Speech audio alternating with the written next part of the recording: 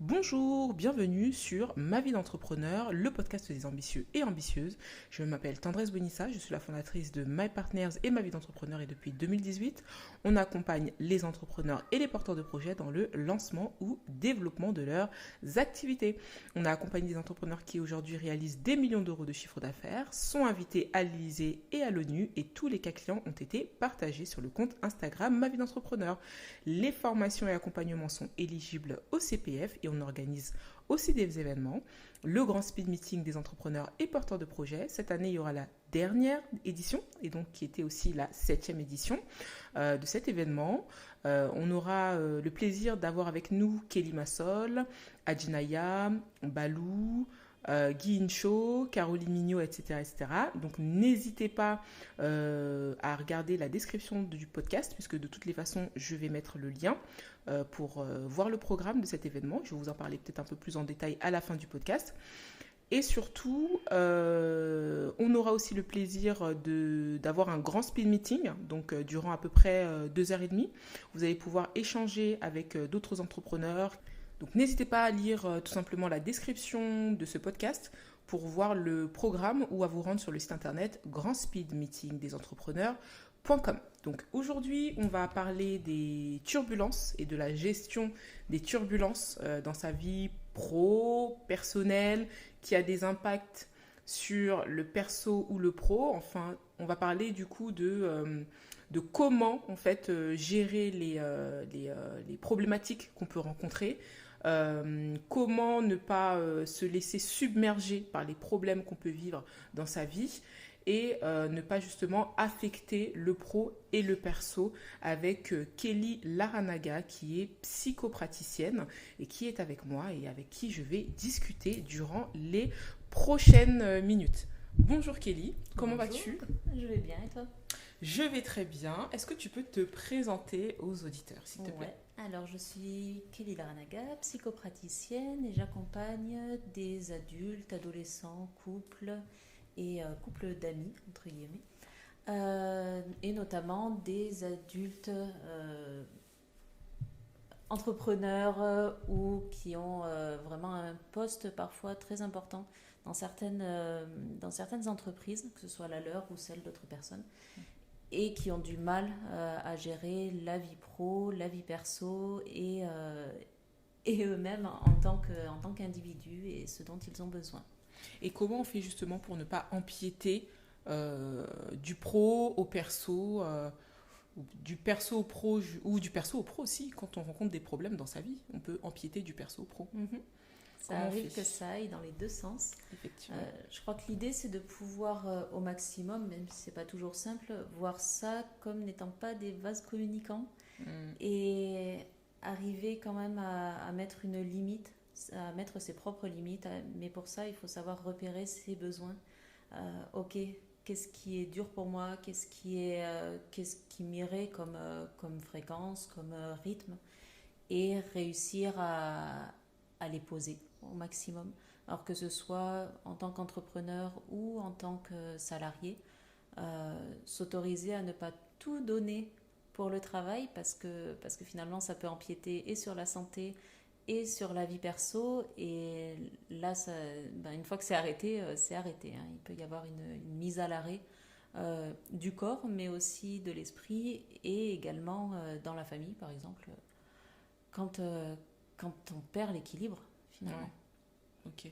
Moi, par exemple, de mon expérience personnelle, j'ai eu du mal à mettre une limite, à un moment donné, entre le pro et le perso, puisque, effectivement, le professionnel prenait tellement de place et j'avais tellement un objectif en tête à atteindre, par exemple, pour l'exemple de la maison, que du coup, je m'obligeais à faire des horaires qui étaient, j'ai envie de dire, presque inadmissibles pour le corps et à m'infliger une fatigue à la fin de la journée qui était extrêmement complexe parce que je me disais j'ai cet objectif-là, j'ai pas le choix, il faut que j'aille jusqu'au bout. Mais au fond, à un moment donné, quand j'ai eu cet objectif-là, je me suis dit ah bah je veux quelque chose de encore plus grand et en fait on s'arrête jamais. Donc à un moment donné, il faut juste se dire, bon, moi je veux ça, ça me convient. Et peut-être potentiellement, après, je vais peut-être me concentrer, enfin moi je sais que ça a été mon cas, sur faire quelque chose qui me plaît. Parce que je sais que les formations, au début j'étais passionnée, j'aimais faire ça. À un moment donné, ça m'a fatiguée. Et puis j'avais envie de faire autre chose.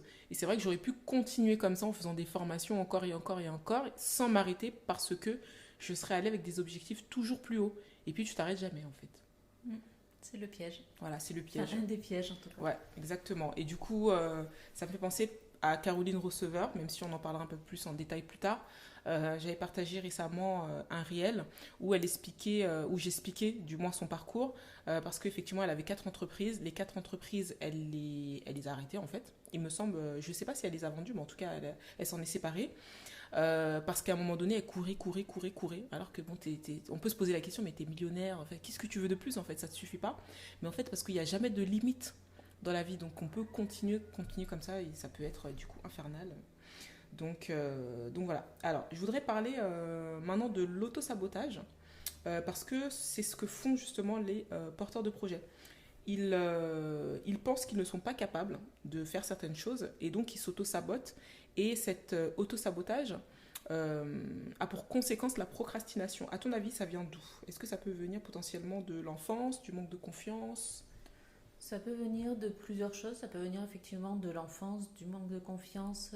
Par exemple, s'il y a une étiquette qui a été collée sur la personne quand elle était enfant, on voit à quel point un enfant à qui on va répéter une vision qu'on a de lui, ça va lui coller une étiquette et lui va adopter des comportements qui vont aller dans ce sens-là.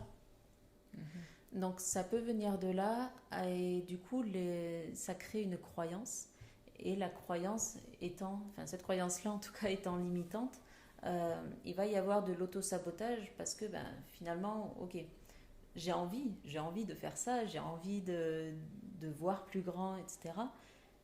Mais je pense que je ne suis pas capable, donc je vais procrastiner. Et puis en procrastinant, ça va valider qu'en fait, je ne suis pas capable. Vu que je ne m'y mets pas, c'est que je ne suis pas capable de le faire. Et donc ça valide cette croyance, elle s'auto-valide. Ouais. Et finalement, après, la personne ne passe pas forcément à l'action et ça peut lui demander beaucoup d'efforts, de remise en question et de distance, de prise de distance avec ses croyances en ayant conscience que sa croyance, ce n'est pas elle. Mes croyances ne sont pas moi. Par contre, je peux les alimenter. Ouais. Et pour les entrepreneurs, parfois aussi, ça peut être le fait de toujours imaginer le pire. À ton avis, ça peut venir d'où ça? D'avoir toujours ce stress permanent et ce truc à avoir toujours des problèmes et à toujours imaginer le pire. Alors, il y a plusieurs choses.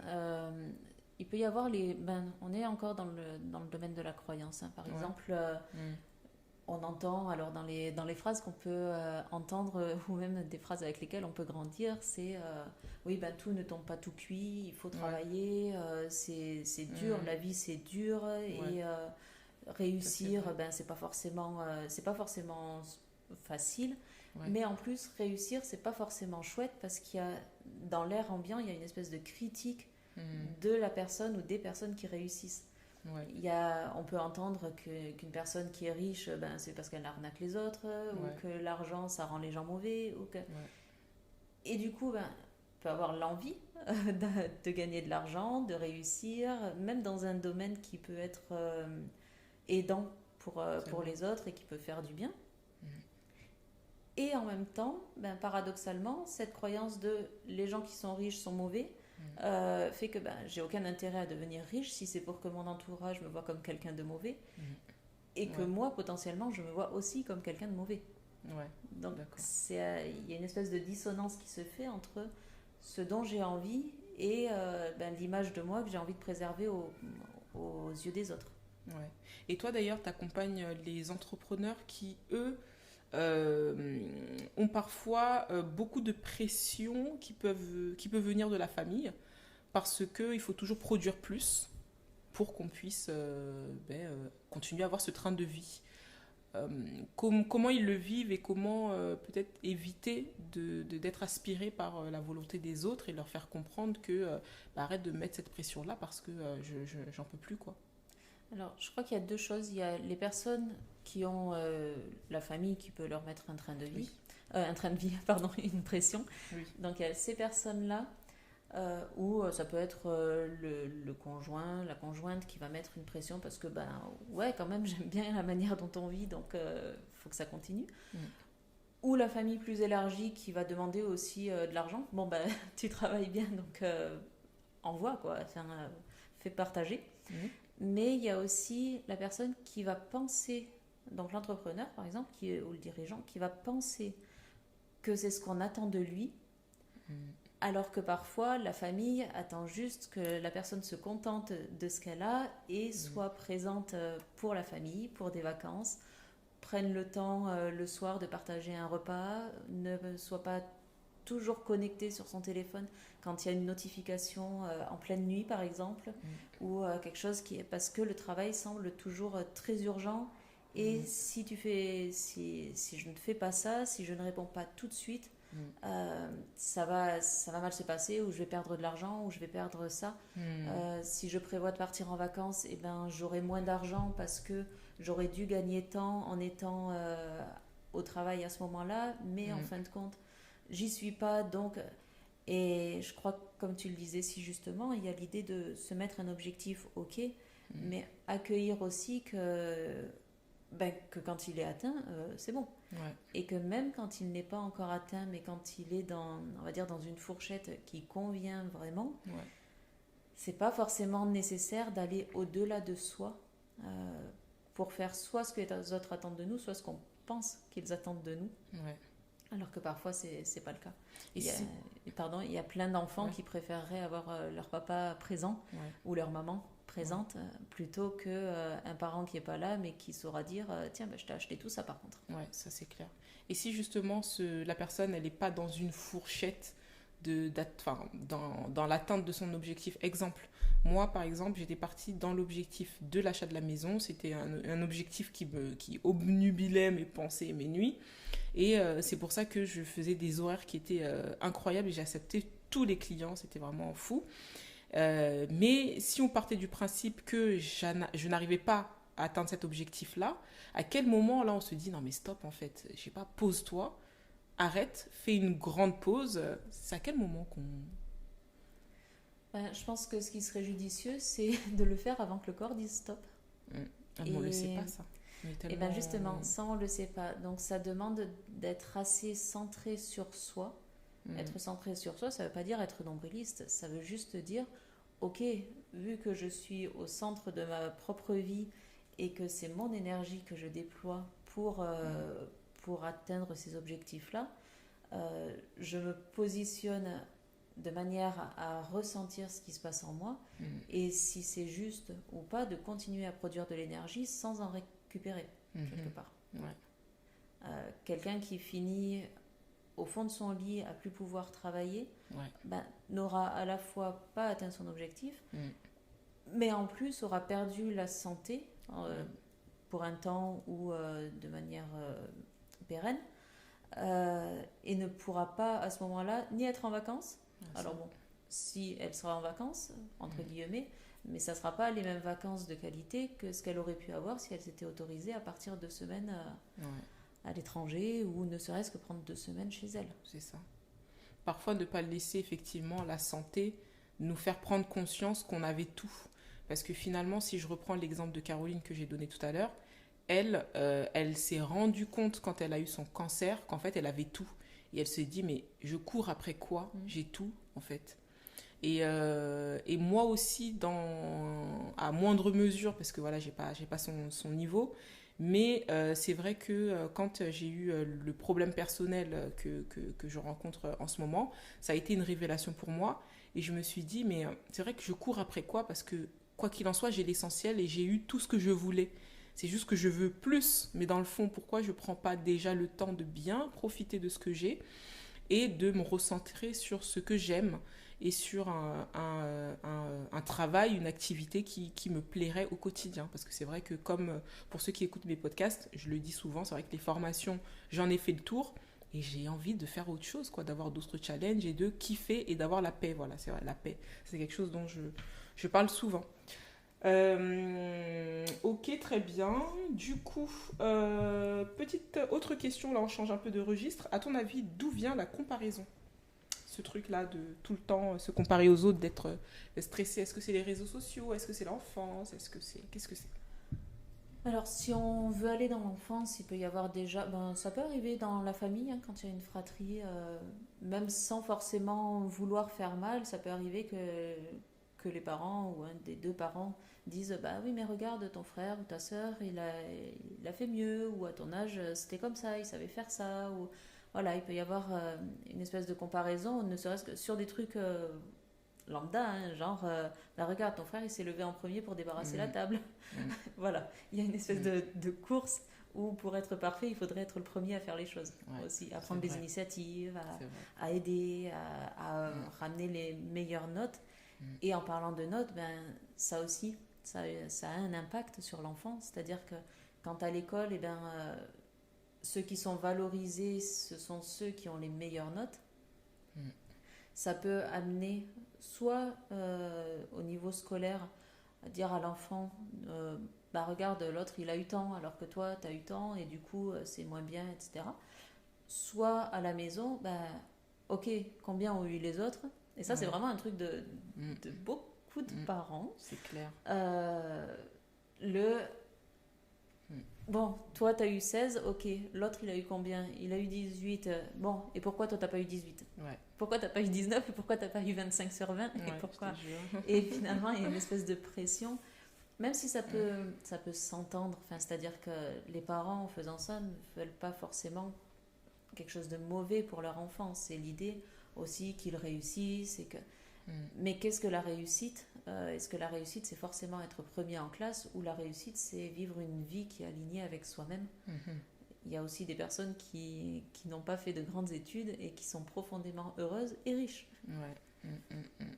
Et parfois aussi, peut-être en faisant ça, ça met dans l'esprit de la personne que... parce que parfois, tu poursuis pas vraiment tes objectifs à toi. Parce Mhm. que quand tu poursuis l'objectif de avoir 20 sur 20, est-ce que c'est ton objectif à toi? Je sais pas, tu as eu 12 sur 20, ça te convient. Et puis, peut-être aussi, c'est pas une matière que tu apprécies le plus. Tu as peut-être envie de te concentrer sur d'autres matières, etc.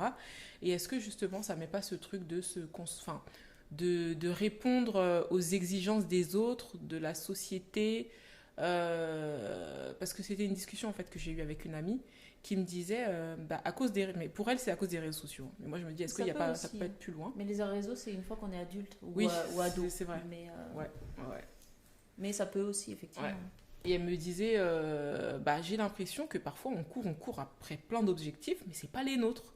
Mhm. C'est pas les nôtres, quoi. Est-ce que j'ai vraiment envie de faire ça? C'est parce que je vois que tout le monde court après ça. Est-ce que j'ai forcément envie d'être propriétaire? Est-ce que j'ai forcément envie d'être millionnaire? Est-ce que j'ai forcément envie d'habiter à Dubaï? Je dis n'importe quoi, parce que tout le monde commence à déménager à Dubaï. Et voilà, quoi. C'est vrai que prendre le temps de se poser les bonnes questions, en fait. Ouais. Ouais. Et je vais te donner un exemple plutôt perso, c'est-à-dire que avec ma fille, donc j'ai deux enfants, une grande qui a 14 ans et un petit entre guillemets qui va avoir 9 ans. Et je sais que la question que j'aime leur poser, c'est toi, est-ce que tu es content de toi? En Mm, fait, mm, là, tu as eu cette note ou tu as eu ce retour de ton prof ou de l'instit ou autre. Euh, Oublie ce que tu penses que moi j'aimerais, mais mm, toi, est-ce que tu es content de toi ou mm, contente de toi? Et souvent, la réponse, ben, ça peut être oui ou ça peut être tiens, ouais, j'aurais pu mieux faire. Je mm. pense que j'aurais pu faire ça et ça aurait permis d'avoir une meilleure note, etc. Et du coup, c'est ok, c'est son objectif. C'est pas, enfin, ce sont leurs objectifs, ce sont pas les nôtres. Ouais, Et ça leur permet aussi de se centrer sur ok, moi, qu'est-ce que j'attends de moi, pas ouais. qu'est-ce que les autres attendent de moi. Et je trouve ça assez chouette parce que finalement, on se rend compte aussi qu'ils sont carrément capables Mm, d'évaluer leur travail. Pour beaucoup, je ne vais pas dire pour tous, mais pour beaucoup, ils sont quand même assez capables d'évaluer leur travail, de voir là où ils auraient pu mieux faire et de s'en donner les moyens. Et l'idée en tant que parent, ça peut être de les aider à aller chercher aussi des solutions. Est-ce que là, tu as besoin de moi pour ça, pour ton objectif? Oui, non. Si tu penses qu'il y a une amie ou un ami qui est plus à même de t'expliquer certaines choses, c'est OK. Exactement. Mais du coup, ça rappelle un peu le truc de apprendre à se connaître. Forcément. Et à ton avis, est-ce que le pro forcément et le perso sont liés? C'est-à-dire que si j'ai des turbulences dans le perso, forcément ça va se ressentir dans le pro. Alors je pense que ça dépend des personnes. Pour ma part, pas du tout. D'accord. Comment tu fais? Parce que c'est... c'est-à-dire que quand je suis en séance, je suis tellement avec la personne avec laquelle je suis à ce moment-là que mon perso, je l'oublie totalement. Et du coup, j'ai vécu des choses, déménagement, séparation, etc. Mais ça n'a jamais eu d'impact sur les accompagnements. Parce qu'en plus, c'est un métier passion que je fais, donc quand j'arrive en séance, je viens pour faire quelque chose que j'aime profondément et qui me donne de l'énergie. Donc du coup, à ce moment-là, le perso, il passe complètement à la trappe. Ouais. Ah oui, effectivement. Là, tu as mis un doigt sur un sujet, parce que là, tu es passionné. Mais dans le cas où une personne elle rencontre des problèmes dans sa vie personnelle, qu'elle fait un travail alimentaire, qu'elle se demande tous les matins pourquoi je fais ça, effectivement, je pense que ça peut être très très très compliqué d'aller travailler, effectivement. Ouais. Là, ça peut être beaucoup plus difficile parce que c'est une double dose de mal-être. De mal-être, exactement. Et ce sont deux sphères qui demandent de l'énergie qu'il n'y a pas forcément. Donc oui, effectivement, il y a le côté métier-passion qui réénergise. Ouais, c'est vrai. Et il y a le côté métier alimentaire qui demande de l'énergie et de l'investissement que la personne n'a pas forcément à ce moment-là. Exactement, ça c'est très vrai. Et d'ailleurs, maintenant que tu dis ça, je pense un peu à mon cas. C'est vrai que quand je rencontre des turbulences dans le perso, le pro, c'est un moyen pour moi comment je pourrais dire ça, de continuer à me sentir exister. Je ne sais pas si je peux dire ça, et je continue à y croire et tout, même si je rencontre des difficultés, parce que j'ai vécu des choses très complexes cette année, ça a même commencé depuis l'année dernière, bref. Mais c'est vrai que le fait de me dire j'ai des rêves, j'ai des objectifs, ça me permet de rester focus en fait. Et de continuer à travailler, de ne pas lâcher malgré ce que je rencontre. Même si effectivement ça peut avoir des petites incidences, notamment sur comment je peux dire ça, sur les idées. C'est vrai que j'ai peut-être un petit peu moins d'idées, ça me demande un peu plus de concentration pour trouver de nouvelles idées, de nouvelles choses à faire, de nouvelles perspectives, etc. Donc ouais, c'est vrai que quand on aime ce qu'on fait, qu'on a des objectifs, je te rejoins, c'est beaucoup plus simple.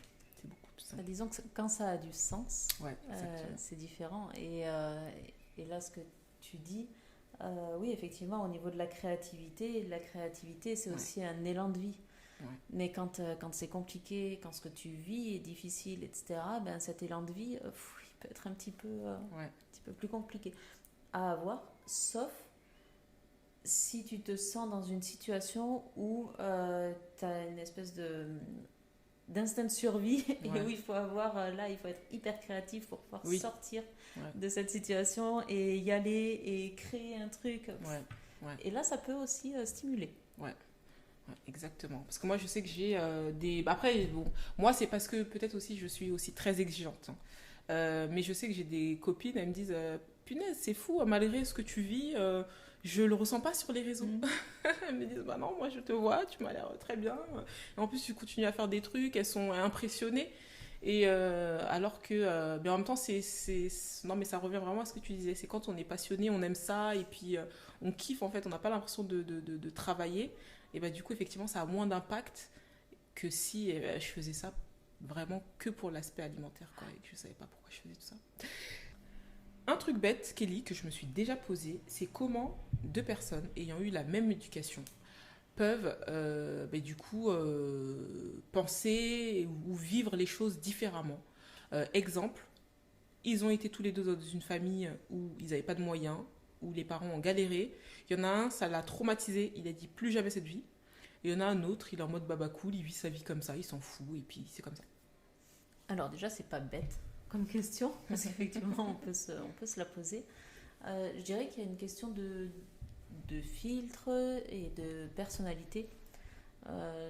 Les deux enfants, bon là je vais prendre l'exemple que tu as donné, ces deux enfants qui sont nés dans cette même famille avec dans le même cadre, les mêmes parents, les mêmes repères, etc., ce sont avant tout deux personnes à part entière.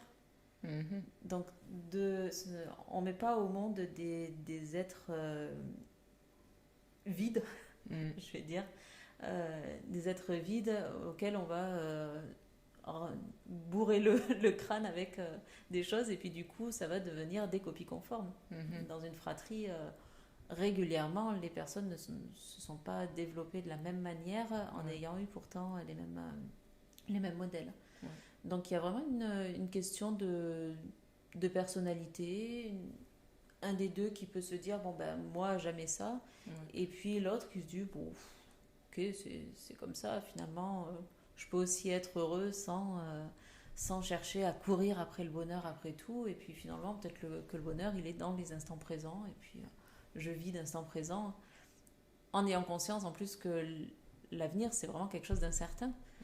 Donc c'est pas déconnant. Enfin, on va voir ça aussi dans des familles où par exemple les parents se sont beaucoup disputés. Les enfants ne vont pas forcément développer le même regard sur le couple. Il peut y en avoir un qui va dire moi je veux surtout pas ça, l'autre qui va reproduire, et puis un autre qui va dire en fait moi j'ai même pas vu que mes parents se disputaient. Ce qui est possible aussi, parce qu'on n'a pas les mêmes filtres, les mécanismes de protection, etc. Ok, très bien. Et toi, dans quel contexte familial tu as grandi, et comment ça a eu des impacts sur différents aspects dont on va parler là, c'est-à-dire l'argent et ta gestion de l'argent, la réussite, la comparaison, la jalousie, le bonheur et l'amitié. Ouais. Alors, j'ai grandi dans une famille, un couple qui est toujours marié, un papa légionnaire, une maman assistante familiale. Donc j'ai un petit frère donc j'ai 37 ans, il va avoir 35 ans cette année. Et alors, on a aussi je l'appelle ma sœur. Je sais qu'on n'est pas sœur, mais c'est une jeune fille qui a 24 ans et qu'on a eue à la maison. Elle sortait de la couveuse, donc voilà. Pour nous, on la considère comme notre sœur. Des parents, c'était pas toujours de tout repos. Certains, au niveau financier, c'était pas toujours tout rose non plus. Donc, quel regard, avec quoi je me suis construite par rapport à tout ça? Au niveau financier, avec dans l'idée que je ne voulais absolument pas faire de crédit, sauf pour un achat immobilier, ce que j'ai fait jusqu'à présent. Le seul crédit que j'ai fait, ça a été pour un achat immobilier.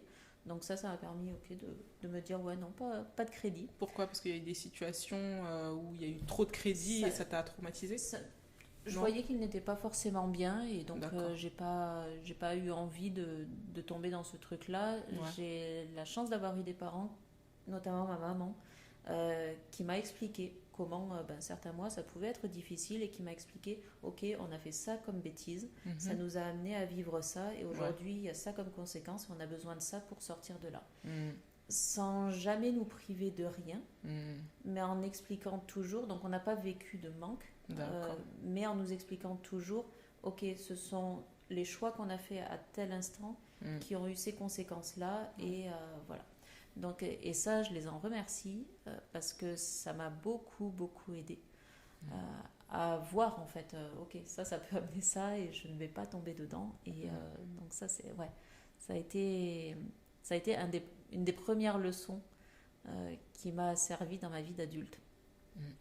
Au niveau de l'amitié, c'est un regard, ma maman, mes parents ont quand même des amitiés de longue date, avec beaucoup d'investissement.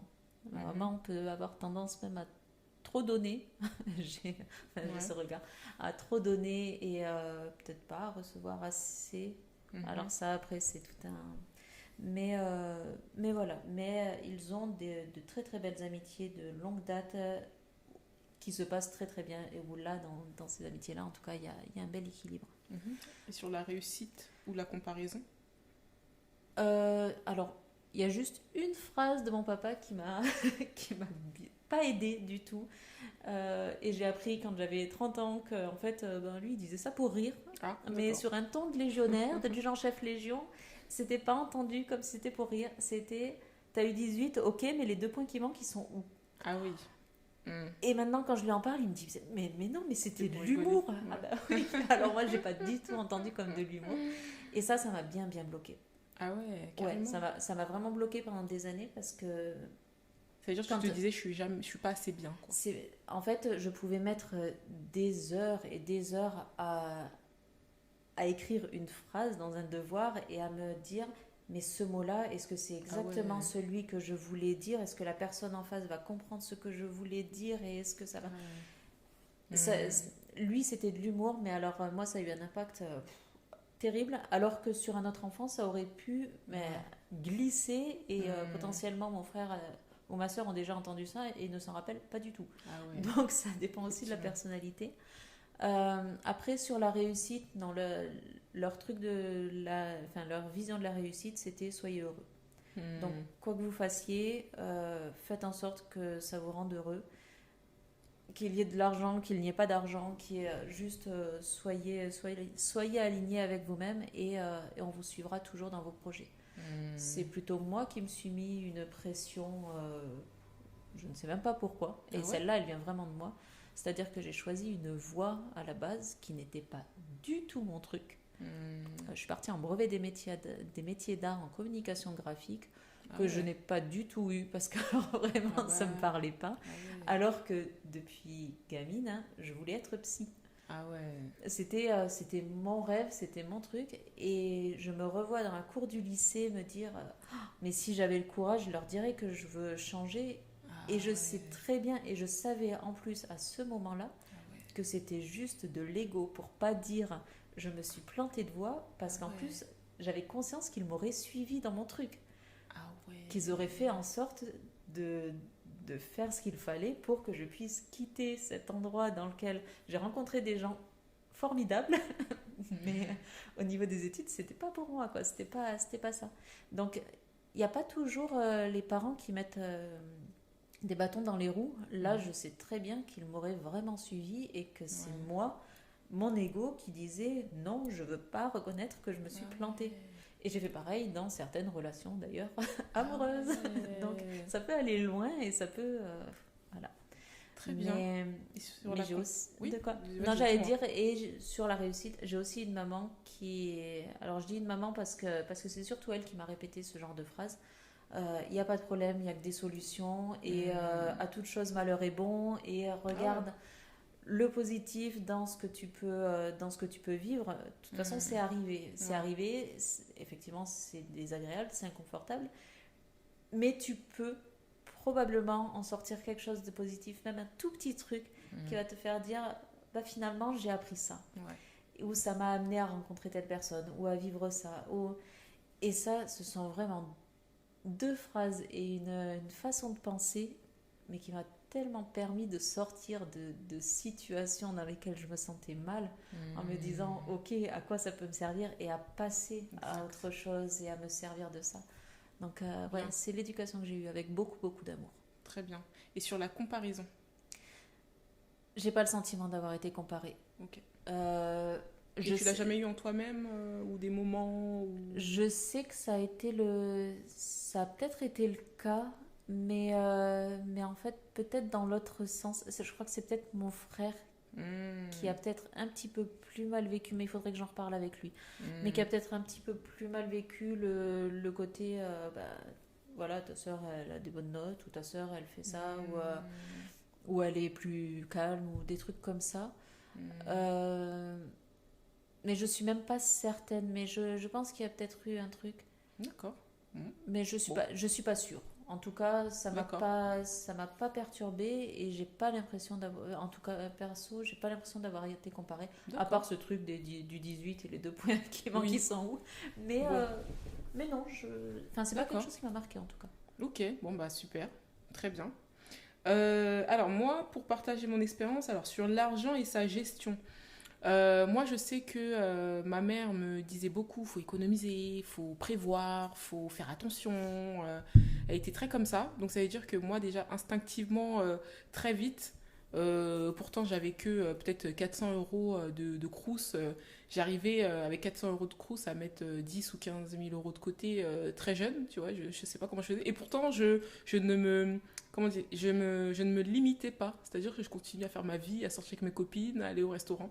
Donc même aujourd'hui, je ne sais pas comment j'ai fait avec 400 euros, franchement. Et à mettre autant d'argent de côté. Donc voilà, ma mère, elle était vraiment très comme ça, mettre de l'argent de côté, faire attention, prévoir. Elle était aussi très visionnaire, il faut avoir une vision. Cet argent, tu dois faire ça avec ça, etc. Donc ma mère, je sais que c'est quelqu'un qui... en fait, tout ce que je fais et tout le résultat de ce que je mets en place aujourd'hui, c'est vraiment grâce à elle, parce qu'elle était très entreprenante et très entrepreneur, donc elle donnait de très bons conseils. C'était quelqu'un qui poussait. Après, mes parents, ils étaient aussi très va chercher de l'argent, il faut faire de l'argent. C'était un peu le truc pour ceux qui connaissent Orelsan. Dans une de ses chansons, il dit mes parents me disaient souvent fais ce que tu veux dans ta vie, mais surtout fais de l'argent. Et mes parents, c'était pareil. C'est vraiment peu importe ce que tu vas faire. Après, bon, mon père c'était un médecin avocat, bon, comme beaucoup de papas afro, beaucoup. Hein. Mais c'est vrai que ma maman, c'était on s'en fiche, mais en tout cas, elle ramène beaucoup d'argent parce que c'est comme ça cette vie. Cette vie, il faut avoir de l'argent en fait. Donc, du coup, je pense que c'est aussi pour ça que je suis comme ça en fait. Je suis en mode il faut de l'argent, il faut que je sois millionnaire, il faut que ceci, il faut que cela. Et en tout cas, mais au moins, je sais que j'ai une bonne éducation financière parce que je suis quelqu'un qui arrive qui arrive vraiment à bien m'organiser, à bien gérer, etc. Ensuite, sur la réussite, bah, du coup, ça revient un peu à ce que j'ai dit. Après, pour eux, mes parents, la réussite, de toutes les façons, c'était que la réussite financière. Eux, je pense que, bon, mis à part si effectivement, comme tout parent, si je finis à faire n'importe quoi sur les réseaux sociaux, à me montrer toute nue ou faire des trucs comme ça pour gagner de l'argent, effectivement, ça passera pas. Mais sinon, eux, ils sont très ouverts. Ils n'étaient pas. À ce niveau-là, ça allait. Sur la comparaison, j'ai été beaucoup comparée. Moi, je sais qu'il me comparait beaucoup à mon cousin. Non, je ne sais même pas s'il le sait, s'il s'en souvient, c'est quoi, ok. Mais il me disait, oui, regarde, il a des très bonnes notes, toi, t'as pas de bonnes notes, etc., etc. Donc, c'est vrai que j'ai souvent, moi, tendance à être dans la comparaison avec des personnes en plus qui sont hyper loin en fait de moi. Donc ça veut dire que du coup c'est même pas bon de se comparer parce que du coup ils ont tout ce que je veux avoir en fait. Donc du coup c'est ça, je trouve même c'est encore plus stressant. Et mais je fais attention. J'évite aussi de trop aller sur des comptes Instagram de gens qui ont des vies de rêve, etc. Parce que c'est hyper toxique. Mais je pense que ça doit venir de là. Parce qu'il me comparait vraiment beaucoup, beaucoup, beaucoup à ce cousin qui avait d'excellentes notes et moi qui était vraiment une élève pas hyper studieuse non plus, hein, mais en tout cas qui s'en sortait quand même, mais pas hyper studieuse non plus. Sur l'amitié, ma mère était quelqu'un, oui, il faut pas avoir d'amis, les amis, c'est des jaloux, les amis, c'est des méchants. Ma mère, elle était comme ça. Il fallait pas avoir d'amis parce que les amis, c'est des gens toxiques en fait. Donc, du coup, et moi, comme j'étais quelqu'un, ben, j'aimais bien avoir des amis et je sortais très souvent. Et puis, il y avait toujours des nouvelles têtes à la maison. Et elle me disait, toi, tu vas voir, les gens, ils vont te faire des trucs bizarres. Les gens, ils sont mauvais. Faut faire attention. Et donc, j'ai grandi comme ça, mais ça m'a pas empêché d'aimer les gens et de continuer à voir mes amis, en fait. Là, pour le coup, ça m'a... j'ai pas été touchée. Bah, tu vois, t'as filtré. Ouais, j'ai filtré ça. Mais j'ai grave filtré, en fait. Après, effectivement, je fais attention. Il y a des gens, tu sens un peu que, toi, là, t'es chelou. Et puis, quand t'es un peu trop chelou, je te zappe de ma vie. Mais sinon, comme j'aime les gens, bah non, en fait, ça, vraiment, j'ai filtré pour le coup. Et puis de toutes les façons, maintenant, ma mère, elle se rend compte que c'est quand même bien d'avoir des gens avec qui tu peux partager des choses, avec qui tu peux raconter aussi les petits trucs que tu rencontres, partager des bons moments qui sont aussi là quand tu as des mauvais moments. Donc je pense que même elle, elle se dit, bon, faut pas être non plus, faut pas être dans l'excès. Donc voilà pour moi. Alors, on parle beaucoup de charge mentale, Kelly. Est-ce que... Qu'est-ce que c'est pour toi, déjà, la charge mentale, et comment on peut la réduire? Alors pour moi, la charge mentale, c'est tout ce qu'il y a à faire, toute cette liste qui a l'air sans fin, hein. Notamment quand on n'est plus en couple et qu'il y a des enfants. Il y a aussi un partage qui n'est pas forcément présent. Et c'est tout ce qu'il y a à faire, que ce soit sur le plan perso ou le plan professionnel, et qui s'accumule. Et ça devient une charge quand on se dit ça y est, là, c'est trop, je peux plus. Et l'idée, pour moi, c'est vraiment de pouvoir se dire ok, si je fais une liste de tout ce qu'il y a à faire, qu'est-ce qui est urgent, qu'est-ce qui est important, qu'est-ce qui est urgent et important. Il y a des choses qui sont importantes, mais qui peuvent être faites dans 3 mois. Genre, si tu commences à te dire en octobre, c'est important, je vais avoir ma déclaration d'impôt à faire, oui, ok, mais en fait, ça peut patienter. Par contre, si c'est en octobre, je sais pas, il y a quoi qui tombe en octobre? Ah, si, le deuxième acompte de TVA qui arrive bientôt. Moi, j'ai pas de TVA. Et si, il y a ça. Il y a par exemple ça, il y a par exemple les dossiers qu'il y a à rendre, alors pas forcément en octobre, mais pour l'école des enfants ou pour plein de choses. Là, à ce moment-là, il faut voir s'il y a possibilité de déléguer certaines choses. Parfois, c'est possible de déléguer. S'il y a une question d'organisation à trouver, je pense notamment au batch cooking. C'est quoi? C'est le fait de cuisiner en quelques heures pour toute la semaine. Ah, donc, par exemple, prendre un dimanche après-midi et se dire, bon ben, ok, là, en 3 heures, bon, souvent ils disent en 1 heure, mais bon, c'est... Wow. J'ai pas encore assez d'expérience pour.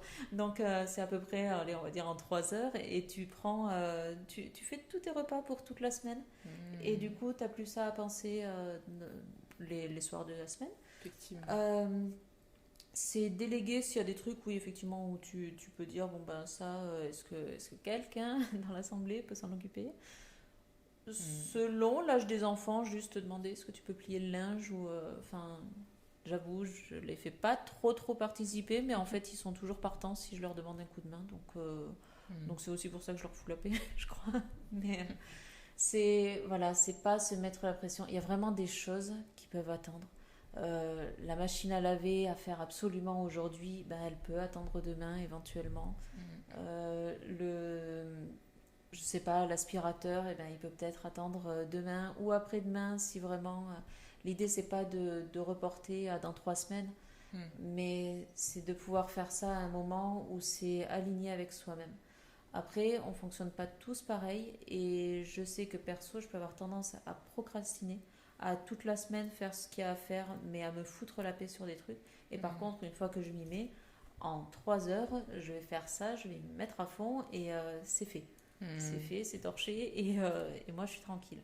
D'accord. Mais c'est aussi écouter son propre rythme, ses propres besoins, et s'autoriser à se dire ça ne presse pas, ça c'est pas urgent, et ça peut attendre, et s'autoriser à le laisser poser sur le papier pour pas que le cerveau soit en mode boucle.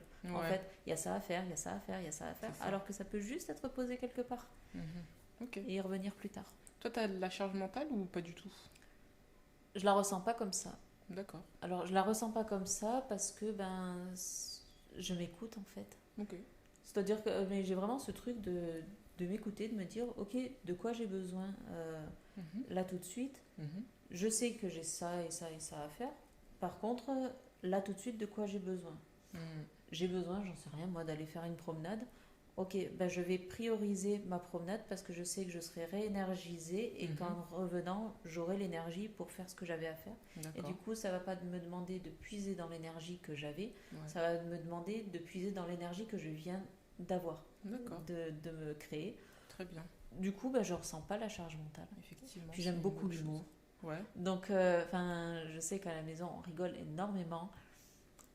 Et c'est aussi une chose qui me donne de l'énergie. Ouais. Donc, se marrer et c'est pas que je trouve rien d'important, c'est qu'il y a plein de choses, pour moi, elles le sont pas tant que ça. Et j'ai pas besoin de tout contrôler non plus. Et si c'est pas fait exactement comme je veux, en fait, je m'en C'est fous. ok. D'accord. C'est ok. Très bien. Pas besoin, mais du coup, il y a un certain lâcher-prise par rapport à des exigences que je pourrais avoir et que je n'ai pas, qui font que... Ok, très bien. Non, j'ai pas la sensation du tout d'avoir de charge mentale. C'est venu comme ça ou tu l'as apprivoisé ou tu as toujours été comme ça, tout simplement?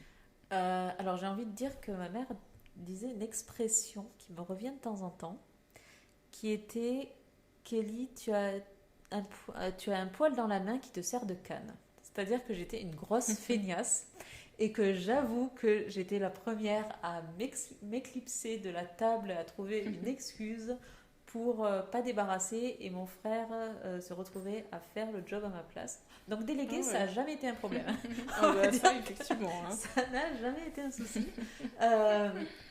Maintenant, je me suis rendu compte aussi que quand c'est nécessaire, je sais faire et qu'il n'y a pas de problème, mais je ne me mets pas la pression. C'est-à-dire que j'ai conscience qu'il faut, donc je vais le faire, je vais choisir mon moment, je vais choisir le comment.